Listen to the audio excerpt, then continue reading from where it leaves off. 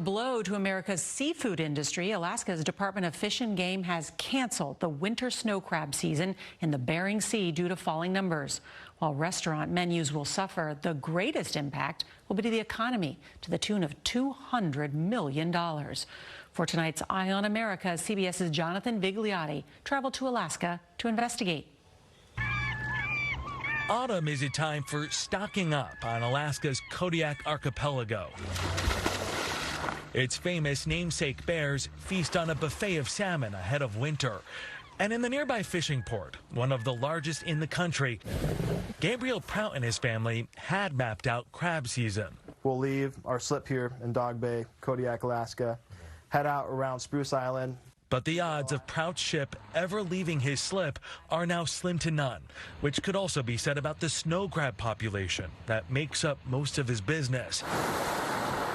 An estimated 1 billion crabs mysteriously disappeared in just 2 years. That's a 90% plunge. Where have the snow crab gone? Did they run up north to get to that colder water? Did they completely cross across the border? Did they walk off the continental shelf on the edge there of the Bering Sea? We don't know. The first reaction was, is this real? You know, we looked at it, was almost a flat line. As a researcher with the Alaska Department of Fish and Game, let's see what we've got for crab. It's Ben Daly's job to monitor the health of the state's fisheries, which produce 60% of the nation's seafood.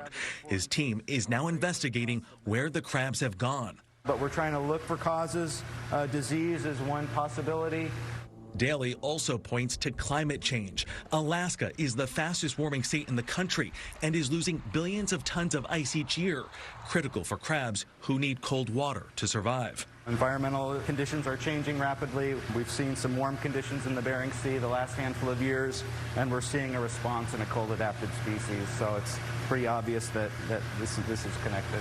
We need a rapid relief financial program to get us through disasters like this, much like farmers get during crop failures or communities get soon after a hurricane or flood. What does a person do whose life is dependent on the ocean when the ocean stops giving? Hope and pray.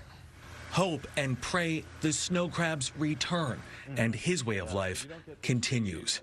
For Eye on America, I'm Jonathan Vigliotti on Kodiak Island.